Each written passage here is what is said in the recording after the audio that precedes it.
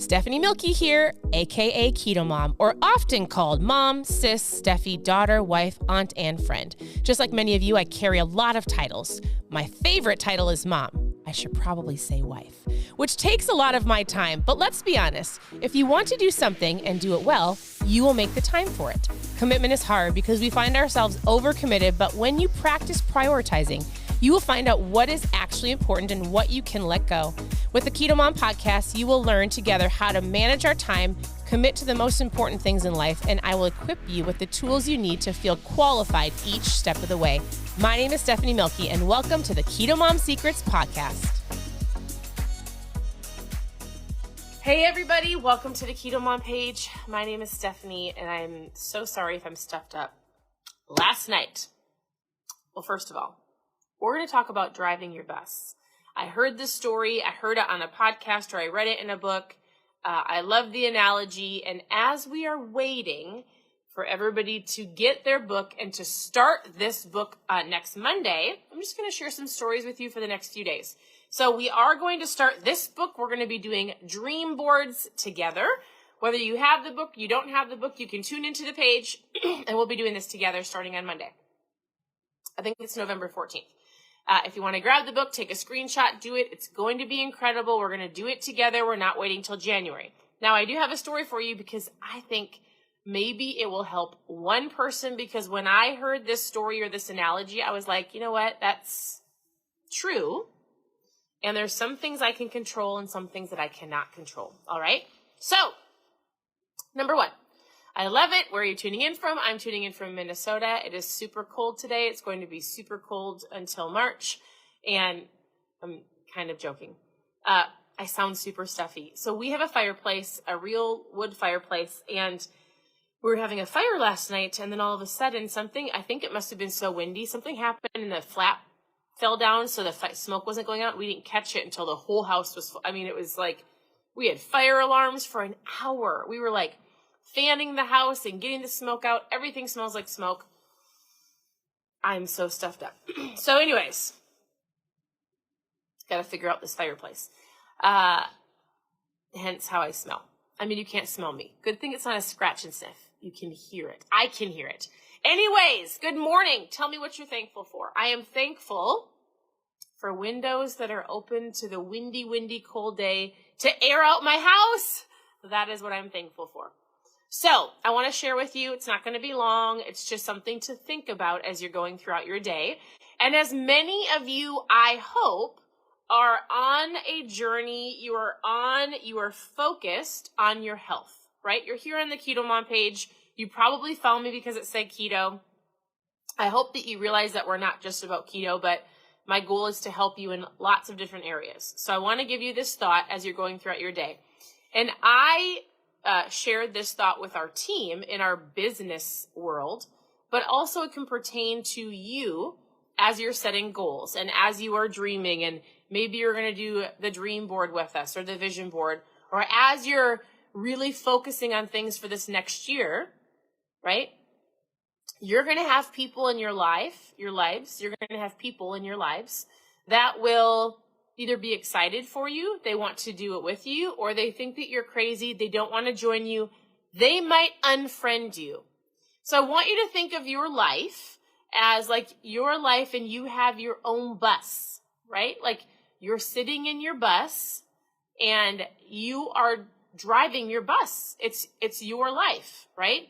And listen, I'm a believer. I'll say like God's driving my bus, but like you're in charge of your bus, right? You're in charge of the decisions that you make, the choices that you make, your attitude, how you treat people, and the things that you do every single day. So picture this. You are in your bus. The bus is your life, and you are moving in a direction that you're excited about, you're focused on, right? So I'm driving my bus, and there are going to be people that come on your bus. There are people that are in your life that are already on your bus right now. The people that your friends, your coworkers, there are people that are in your life. They are on your bus, right? Are you following me here? You've got your spouse and your kids and your coworkers and your parents and your friends and neighbors. There's people that are on your bus. Now, I want you to know something. that when you are moving in a direction, you are making choices, especially when you are, I want to say intentional, you are more focused, you are like, I am going in a direction, no matter what. I'm going to get healthier, stronger, I'm going to make better choices. Maybe you've decided to not drink. Like, that is a big one. If you're driving your bus and you, let's say, drank a lot and now you've decided to be sober, one of my friends' dads is like 8 days, right? Like, if you've decided to take your bus, your life, and move in a different direction, you've got people in your bus right now that are in your life, and they might all not be supportive, but I want you to know something. Oftentimes, we think that people are in our lives forever, right? I've talked about how you are the top 5 people you hang around with most. Let's not even say like your spouse or your kids, but the people that you associate with.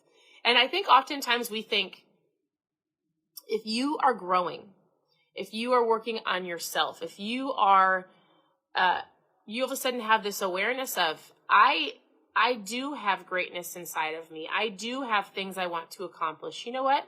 I'm going to go after these dreams and goals and visions that God has given me. You might have people that do not like that, do not support that. You might have people that seriously don't even like the fact that you want to get healthy. Because when you are focused and you're on a path and you are going somewhere, you also are going to have resistance and people that are going to go, why would you do that? That's not for you. We always go out drinking every weekend. Why would you not join me? We always do this, right? I want you to know something. That I'm actually just going to speak about friends right now, because there is a difference in the way that you treat. It's like 2 conversations. I'm going to say friends right now, or coworkers, or people that you can choose to either get off your bus. You can have them get off your bus. You can remove them from your bus, or they might get off your bus by themselves, right? And so, for example, some friends are for a reason, some are for a season, and some are for a lifetime. So I'm reading this legacy book right now by Sheila Craft. And I want you to know that as you're pursuing better for your life and for your family, I'm going to talk about family in a second, all right? Because I feel like it's 2 different things. I want you to know that there's people that will come into your life and they're going to get on your bus and they're going to be on your bus, and some people will be in your life for a lifetime, and that's amazing, right? Some people will be in your life for a season and they might get off your bus, and it might be sad, but you might not be going in the direction that they're going, and it's okay. Like, there has to be this ever flow of like seasons in life and focus. But I tell my girls, friends come and go, and we want to always keep them. But sometimes you might have somebody that's negative, not supportive, constantly telling you you're not good enough. But I want you to just be aware of the people that you have in your life, what they're speaking over you. You are driving your bus. The bus is your life, and it's okay if people get off the bus, or if you remove them from your bus. You don't have to be mean, right? Because when you're making better choices and better decisions, you're going to grow as a person, and not everybody likes that. So as you're going through this next season of visions and dreams and what you're wanting, you might have somebody that's like, what are you doing? And you can either tell them and share them and have them watch the choices you're making and take them with you, right? Or not. Now, I will tell you, and I had this conversation in our business world, because when somebody is striving to be better, when you are reading and listening to podcasts and you have an awareness of self-development, and when you're like, oh my goodness, I can do this. I am called to more. When you become a person of joy and like an optimistic person, let's say, because there's enough pessimistic people in this world, it's ridiculous. When you become that person who you're like, oh my goodness, yeah, you can do this, right? I'm going to talk to you about your family right now, because you might go, but wait, my spouse isn't on board.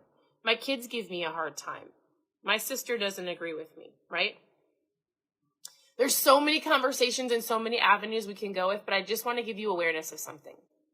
When you are growing and you're becoming better, when you're just focusing on when it's your family, I want you to be encouraged that people are watching you. And even if you don't feel supported right now, you have enough understanding, I hope, that does everybody on here understand what EQ stands for? What your EQ is, your emotional quotient? I'm just going to lay it out real quick. I had a conversation with some people. And when somebody starts growing, they feel like the negative people pull them down, and it could even be your spouse. And I had people go, well, I'm not going to be a part of this relationship anymore. No, I'm growing. They're not supporting me. There is a difference when you are driving your bus and you have friends and people that are, friends of choice that can get on and off the bus. I would highly recommend that if it's your family or your spouse and you're pursuing better in your life, you take them with you, you encourage them, you have them watch you. You don't get frustrated because they are not where you're at your level, because they aren't growing like you're growing. That's where you get to be the leader. It made sense in my head, but somebody needs to hear this. You might be growing in a personal level, in your mindset, becoming a more focused and intentional person, and there might be people around you, like family, who are not. But that doesn't give you the right to throw out the divorce card. This is a real thing. I've had people go, well, I've grown so much in the last year that they just don't get me. Well, that's something that has to be worked on. There's a difference between spouse and a difference between friends. Friends can be removed if they're not supportive, and they might just remove themselves, right? But when you're pursuing better, you take people along with you. And then if they're not willing to go with you, like your children or your spouse, you be the bigger person and you be the leader. So for example, do you know what EQ stands for? Here's one of the biggest lessons I've learned. I've taught it many times on here. But as you go into this new season of creating a vision and a dream board and journaling, and if you start actually doing the things that this book says, you're going to need a lesson on EQ, and it's called your emotional quotient. And I've heard this taught a lot. There's a book called Emotional Intelligence. I don't know the author. You could look it up. It's very sciencey. This is all that I was taught. I've never read a book on it before because I understood what it meant. And here's what it is. You have your IQ, how smart you are, right? Intelligent. You have your AQ, how adaptable you are. If you go through your day and something happens and you can handle adaptability and then keep going, you've got a high level of adaptability. That's great. We teach our kids that a lot. And then you have an EQ, how well you handle your emotions. EQ, how do you handle things? Do you react or respond? Do you freak out? Do you tell people what you think? Or do you take a second, breathe, and respond when it's appropriate? Because I do not have to react right away to anything. I can take some time and respond. EQ is huge. Not a lot of people have a high EQ. So one of the biggest lessons I learned was when somebody upsets me, isn't supportive, maybe things aren't going my way, somebody says something, how am I going to respond in that situation? Because if you are going to pursue a life of wanting to go after better, not that your life is bad right now, please hear me on that. I'm not saying it in a selfish manner, but like if you're pursuing better health, better fitness, maybe you've got some goals for your finances, relationships, your children. Like when you are pursuing that and you have true joy and you have an understanding of self-awareness and you're like, oh my goodness, I get to choose my attitude. I'm so thankful. You're looking at life like we hear about it, the cup half full, right? When you look and you have a different lens that you're looking at the world and other people are not, you're going to have a strong EQ to be able to handle when people throw rocks at you or throw darts at you or tell you that you can't or why would you do that or we've always done this in the past. Why are you so happy? Oh, your life must be perfect. Oh, right? So EQ, it is your emotional quotient. It is how well do you handle these situations and people in your life. When you're driving your bus, you're going to have people that come on and they're going to have people that are going to be supportive for a while and then they might just walk themselves off your bus or you're going to remove them. right? But you're going to handle things with a level of EQ of responding when you want to, not because you reacted out of emotion. Does that make sense? I will tell you, this is one of the biggest game changers in our life when we taught that. Now people will go, tell me about a book. I want to read a book on emotional intelligence. So you can go grab the book. It's super sciencey. All I needed to learn years ago, 7 years ago, was first I had the awareness, EQ. Oh my goodness. I didn't even know that was a thing. And then I was taught, Stephanie, you don't have to react to every single thing. You can take a second. You can breathe. You can collect the facts. You can figure out what's going on. I don't have to give you an answer right now. I can go, you know what? I hear what you're saying. Give me some time. I need to take a breather. I will come back. Like as soon as I was taught what EQ stood for, having the awareness, understanding I don't have to react right away. I'm going to collect the facts first, and then I can respond when it's appropriate. That's all I needed to shift everything in our family as far as when we needed to have a conversation. I'm not saying that we're perfect at it, but the awareness of it was enough. I didn't have to go read the sciencey book. I knew it. I remembered it. I thought about it. I applied it. So as you're going into the next, even if you're not going to join us for this book and you're going to go into the holiday season, you might need this lesson on EQ just to be able to handle family.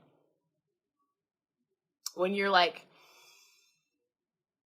I have a strong EQ. Stephanie said to not react. I'm going to respond. Maybe this is why we only get together a couple times a year. And I'm going to be the bigger person.